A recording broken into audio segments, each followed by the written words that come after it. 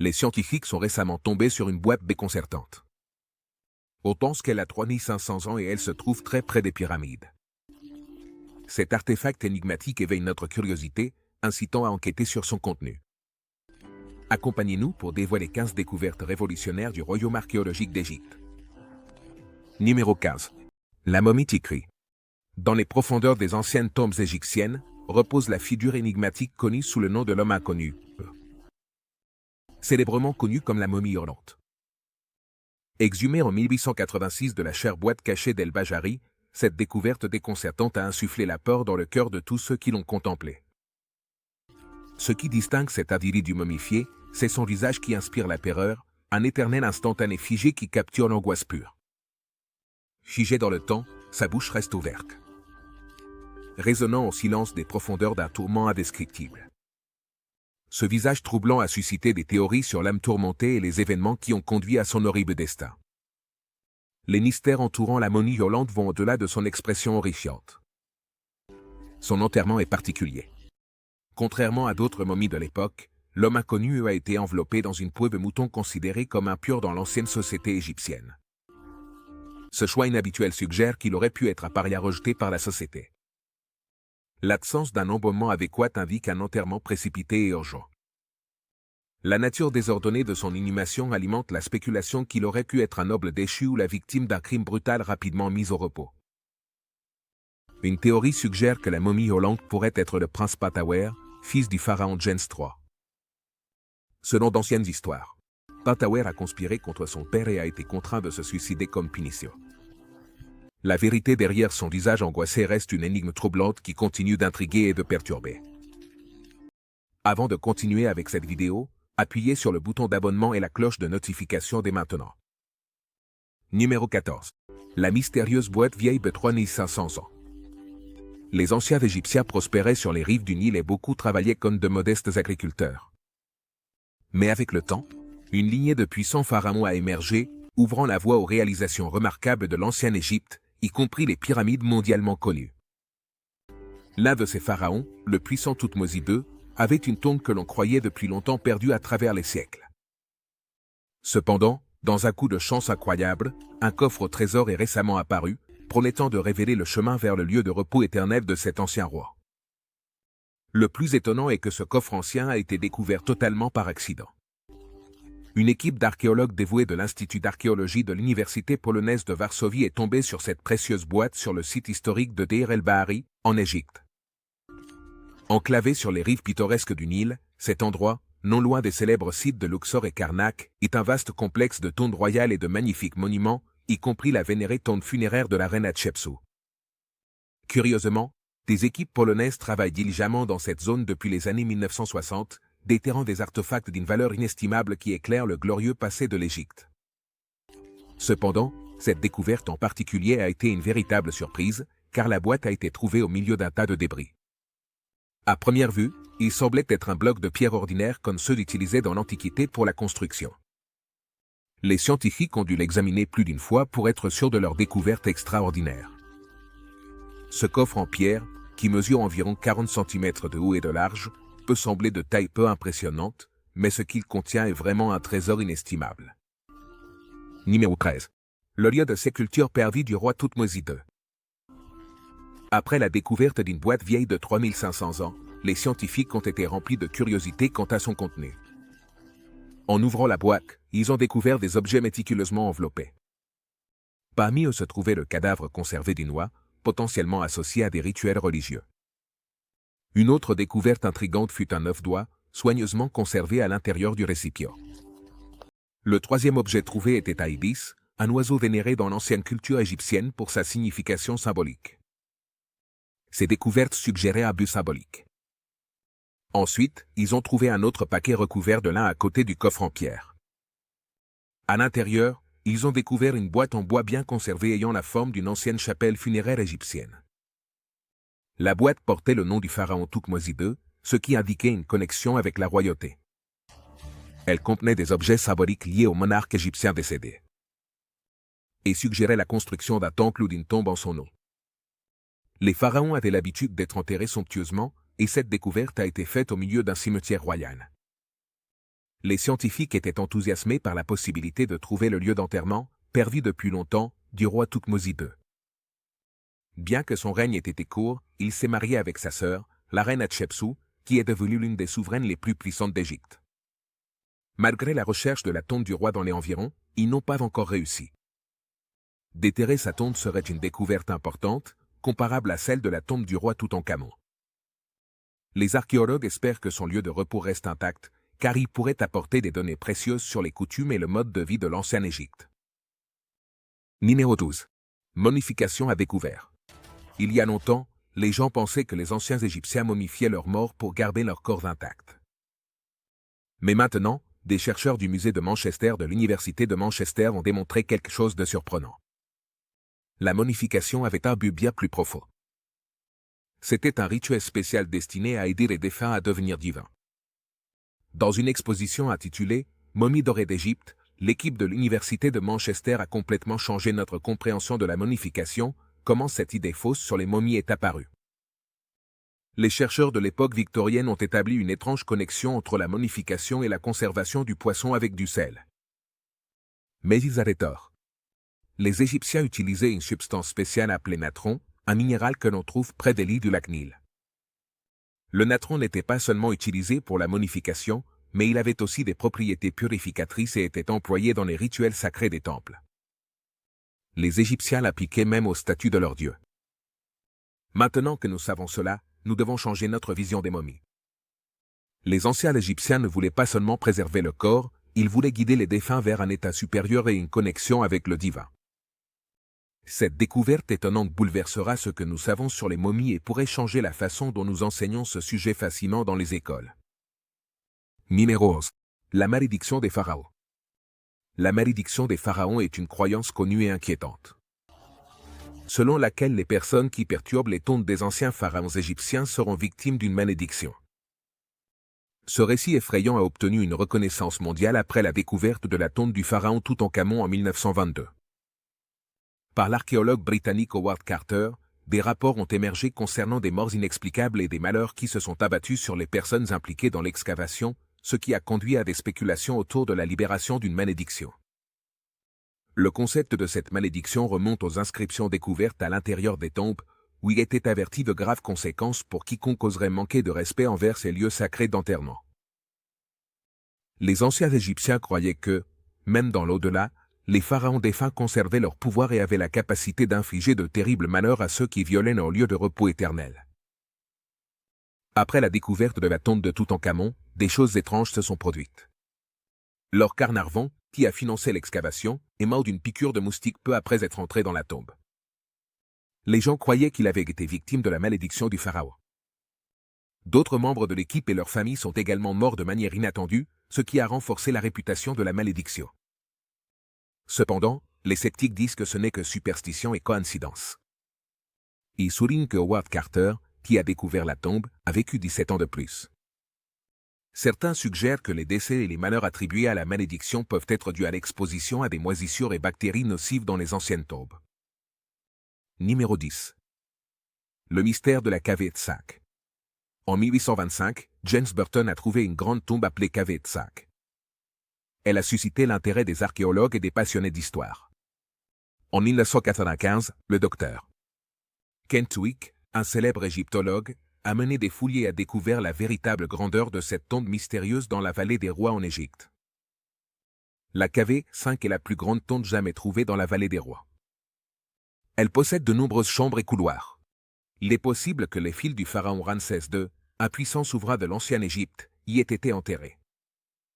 La taille énorme de la tombe et les nombreuses salles funéraires suggèrent qu'elle a été construite pour plusieurs personnes, probablement des membres de la famille royale. Les inscriptions et les objets portant les noms des fils de Ramsès II soutiennent cette idée. La découverte de KW V nous a fourni de nouvelles informations sur la famille royale. Pendant la 19e dynastie, la disposition de la tombe, avec un couloir principal et des salles latérales, démontre qu'il existait une hiérarchie pour les sépultures. Enterrement. Les fils les plus importants auraient été enterrés plus près du centre. Cela nous parle de la politique et de la structure sociale de la famille royale dans l'ancienne Égypte. Mais il reste encore de nombreuses questions sans réponse concernant le cave Etzak. Elle a été endommagée par des inondations et des pilleurs de tombes au fil du temps, ce qui complique la tâche des archéologues pour comprendre sa disposition originale et ce qu'elle contient. Nous ne savons pas non plus ce qu'il est advenu des personnes enterrées dans la tombe, ni qui elles étaient. Numéro 9. Le navire de Khufu. Les Égyptiens avaient des coutumes funéraires spéciales, surtout pour les personnes importantes. De nombreuses découvertes étonnantes en Égypte sont liées à ces coutumes. L'une de ces découvertes est le bateau de Khufu, découvert dans les années 1950 et récemment déplacé avec grande célébration. Ce navire est très important car il a été enterré sous terre pendant environ 5000 ans. Les scientifiques ont été stupéfaits par la façon dont il a été fabriqué et par sa bonne conservation. La découverte a eu lieu lorsqu'un ingénieur égyptien nommé Kamalak a accidentellement trouvé 2 trous en nettoyant des débris près de la grande pyramide de Khufu. En réalité, il y avait 3 autres trous qui ressemblaient à des barques. Après l'avoir déterré, le bateau a été confié à un restaurateur égyptien nommé Awas Ahmed Youssouf. Le bateau de Khufu est très grand, mesurant 43,4 mètres de long, 5,9 mètres de large et 1,78 mètres de profondeur. Il avait une proue en forme de papyrus et une poupoute. Il pesait environ 45 tonnes. Le bateau était maintenu ensemble par des cordes au lieu de clous métalliques. Il était utilisé pour de nombreuses choses, comme transporter le corps du roi vers des lieux spéciaux et aider le roi dans l'au-delà. Maintenant, le bateau de Khufu se trouve au Grand Musée égyptien. Il a fallu 6 mois pour le transporter là-bas en toute sécurité. Numéro 8. Explorer la mort et les maladies de l'ancienne Égypte. Les gens de l'ancienne Égypte sont morts il y a longtemps, mais il est intéressant de connaître les maladies qui ont causé leur décès. La vallée des momies dorées, également connue sous le nom de site de l'oasis de Baharia, fournit des informations sur la mort dans l'ancienne Égypte. Le docteur Saïd Hawass a dirigé la fouille et a trouvé 105 momies bien conservées. Ces momies datent de l'époque gréco-romaine et représentent des personnes de différents statuts sociaux. Le site pourrait contenir jusqu'à 10 000 momies, et les exhumer toutes prendraient plus de 50 ans. Les chercheurs ont découvert que les enterrements se faisaient dans des cercueils en céramique, des cercueils anthropoïdes et des mastabas en adobe. Les momies avaient des styles différents, certaines couvertes de nains ou de cartonnage, d'autres avec des masques en plâtre ou en or représentant des dieux. Elles étaient enterrées avec des offrandes comme des dattes de vin, des figues, des haricots et des olives. Elles avaient aussi des objets du quotidien comme des bijoux, des statues et des pièces de monnaie en bronze. Certaines momies avaient des maladies comme le cancer détecté par rayon X. Le docteur Hawass pense que les habitants de la vallée de la momie dorée étaient riches, probablement issus du commerce du vin à Baharia. Seules 6 momies ont été emportées pour une étude ultérieure. Le reste restera intact. Les plans incluent la restauration des tombes et l'ajout de nouveaux toits. Numéro 7. Les chambres cachées de la Grande Pyramide. La Grande Pyramide de Gizeh. Une ancienne merveille qui continue de fasciner. Elle a été construite il y a plus de 4500 ans, sous le règne du pharaon Khéops. L'énorme taille, la précision et la complexité de la pyramide ont donné lieu à de nombreuses théories. Un mystère intrigant est la possibilité qu'il existe des chambres et des passages cachés. En 2017, les chercheurs ont découvert une grande chambre cachée en utilisant une technologie de scan avancée. Elle mesure 30 mètres de long et se trouve au-dessus de la grande galerie. Son but et son contenu sont inconnus, et les experts spéculent qu'elle pourrait être destinée à des trésors comme une chambre aérienne ou comme un composant structurel. Une autre énigme est la chambre de la reine. Les archéologues sont perplexes face à son absence d'inscription ou d'artefacts funéraires. Elle possède 2 puits étroits qui mènent à l'extérieur dont la finalité a été débattue. Certains pensent qu'il servait à la ventilation, tandis que d'autres croient qu'il s'alignait avec les étoiles pour guider l'âne de la pharaone. La découverte de petites portes scellées, appelées portes de Gantambrink, a alimenté les théories sur des chambres cachées. Ces portes se trouvent au bout de puits étroits et restent inexplorées. Elles ont déclenché des spéculations sur les trésors ou secrets qu'elles pourraient abriter. Numéro 6. Le labyrinthe de Hawass. Dans les profondeurs du sable s'élève la pyramide de Hawass du pharaon Amenam III. Ils ont construit cette structure remarquable dans l'Antiquité. Sa caractéristique unique est son aspect grossier, fait de simples briques. Et recouverte de calcaire, mais la véritable fascination se trouve sous le désert. Enterré sous le sable entourant la pyramide, se trouve une découverte étonnante, un complexe souterrain connu sous le nom de labyrinthe de Jaguara. En 2008, des archéologues audacieux ont découvert ce labyrinthe caché. Entouré de légendes et mentionné par des historiens comme Hérodote, on dit que le labyrinthe se compose de chambres interconnectées. On pensait auparavant que ce n'était qu'un simple mythe. Mais ce labyrinthe légendaire pourrait contenir la clé pour percer les mystères des civilisations oubliées. Et des empires puissants. Quand on essaie d'imaginer le labyrinthe, c'est comme se représenter un vaste réseau de salles et de couloirs. Il y a 12 grandes zones avec des portes impressionnantes et deux types de salles, celles qui se trouvent à la surface et celles qui sont cachées sous terre. Bien que certains aient exploré les salles supérieures, celles souterraines restent un casse-tête captivant. Les tentatives de recréer le labyrinthe en utilisant d'anciens écrits ont échoué, laissant la vérité cachée sous les couches sablonneuses de Jaguara. Malgré le passage de milliers d'années, la pyramide de Jaguara et son mystérieux labyrinthe continuent de nous intriguer, éveillant notre curiosité pour les profonds secrets du monde ancien. Nous attendons avec impatience le jour où quelqu'un les découvrira de leur long sommeil sous terre. Numéro 5. Les tombes des constructeurs de pyramides. En 1990, le docteur Saliawas, archéologue égyptien, a découvert les tombes des constructeurs de pyramides, révélant une partie intrigante de l'histoire de ceux qui ont construit les célèbres pyramides de Gizeh. Ces tombes remettent en question la croyance selon laquelle les pyramides ont été construites par des esclaves et, au contraire, démontrent que les constructeurs étaient des travailleurs qualifiés respectés pour leur contribution. Les tombes elles-mêmes étaient de simples structures en briques de terre, certaines décorées d'inscriptions et de peintures montrant la vie quotidienne des travailleurs. Ces images nous donnent un aperçu de leurs tâches, comme tailler des pierres, les déplacer, cuisiner et profiter d'activités de loisirs. La présence d'installations médicales et les restes de travailleurs avec des blessures liées au travail suggèrent que leurs employeurs prenaient soin d'eux. Une autre preuve importante provient d'un cimetière voisin où plus de 600 individus ont été enterrés. Dans le cimetière, il y avait des objets comme de la poterie, des outils et des bijoux. Ce qui démontre que les travailleurs recevaient des enterrements et des offrandes appropriées. Cela démontre qu'ils étaient des membres respectés de la société, pas des esclaves. Les tombes des constructeurs de pyramides nous offrent une vision spéciale et émotive de la vie de ceux qui ont travaillé sur les pyramides de Gizeh. Elles montrent à quel point la société égyptienne ancienne était complexe et brise les stéréotypes sur les constructeurs. Numéro 4. L'obélisque inachevé. Dans l'ancienne Égypte, il existe un chef-d'œuvre caché appelé l'obélisque inachevé. Cette énorme structure, faite de granit massif, était destinée à être le plus grand monument jamais construit avec une seule pierre. Cependant, elle reste inachevée, attachée à la roche-mère. Les historiens sont depuis longtemps déconcertés par ce mystère ancien intrigant. Comment les Égyptiens ont-ils taillé ces pierres colossales à partir d'un seul bloc? Comment les ont-ils transportées sur de grandes distances?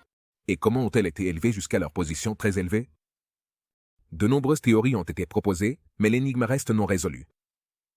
Peut-être que les Égyptiens se sont lancés dans des voyages audacieux sur le Nil, transportant les hauts piliers de pierre par bateau. Mais, comment chargeaient-ils ces énormes structures sur les bateaux qui les attendaient? Et les anciennes embarcations pouvaient-elles supporter leur poids immense? Certains spéculent même sur la possibilité que ces obélisques ne soient pas une œuvre exclusive des humains, mais qu'ils aient été créés avec l'aide d'extraterrestres. Le projet de l'obélisque inachevé révèle les rêves ambitieux des Égyptiens et nous enseigne leurs anciennes méthodes de construction en pierre.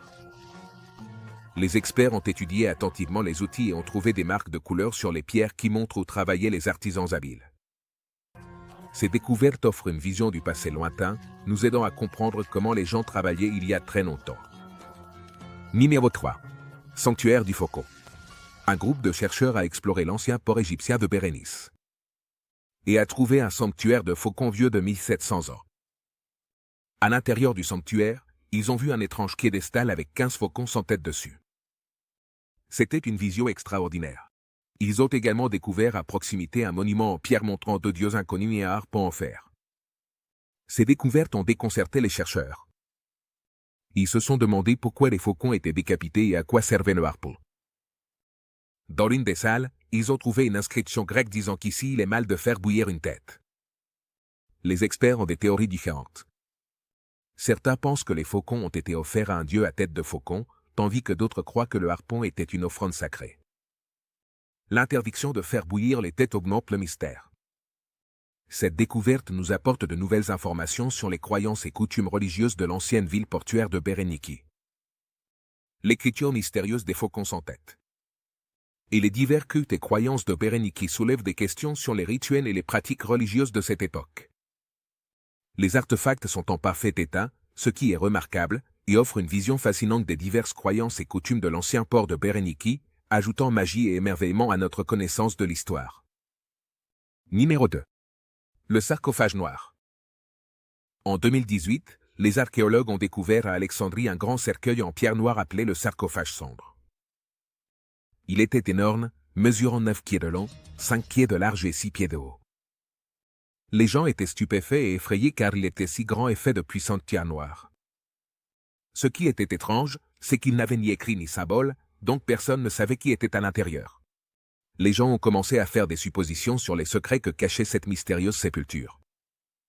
Finalement, ils ont ouvert le sarcophage et ont trouvé quelque chose à la fois. Fascinant et horrifiant. Il était rempli d'un liquide brun rougeâtre, qui s'est avéré être des os usés qui s'étaient infiltrés avec le temps, et il y avait 3 squelettes à l'intérieur. C'était étrange de voir 3 personnes dans un même cercueil. Les experts ont pensé qu'il s'agissait probablement de soldats morts au combat. L'un des crânes avait une blessure causée par un objet tranchant, probablement à cause d'un combat. Le sarcophage sombre ne contenait pas les restes d'un pharaon célèbre ou d'une personne légendaire comme certains l'espéraient. Mais malgré cela, il nous a appris sur les coutumes funéraires et la vie des gens pendant la période ptolémaïque. Cette découverte n'avait pas seulement à voir avec l'histoire et l'archéologie, elle a déchaîné l'imagination des gens et des rumeurs de malédictions et de conséquences surnaturelles pour ceux qui ouvriraient le mystérieux cercueil. Numéro 1. La tombe du pharaon d'argent. La tombe du pharaon d'argent est le lieu d'enterrement du pharaon Susanissi. Un ancien souverain égyptien découvert en 1940 par l'archéologue Pierre Montet se trouve dans la ville de Tani, ce qui augmente son importance historique. Ce qui distingue cette tombe, c'est l'extraordinaire cercueil en argent qui abritait les restes du pharaon. Le cercueil était entièrement fait d'argent massif et décoré d'or et de pierres précieuses. Cette découverte est considérée comme l'une des trouvailles les plus étonnantes de l'archéologie égyptienne. L'argent avait une grande signification dans l'ancienne Égypte. Étant plus rare et précieuse que l'or, les Égyptiens croyaient qu'elle symbolisait la structure squelettique du dieu. L'enterrement du pharaon Sheshonki, dans un cercueil en argent, suggère son statut exceptionnel parmi ses contemporains. L'excavation de la tombe a révélé de nombreux artefacts, parmi lesquels un impressionnant masque mortuaire en or, des bijoux complexes et d'autres objets précieux. Ces trésors montrent la richesse et le savoir-faire artistique de l'ancienne Égypte. Malgré la somptuosité de la tombe, peu de choses sont connues sur le règne ou les réalisations du pharaon Sheshonki, ce qui ajoute au mystère entourant les anciens dirigeants égyptiens. Lequel de ces découvertes mystérieuses vous a semblé le plus intrigant? Faisons connaissance avec vos réponses dans les commentaires ci-dessous. À bientôt.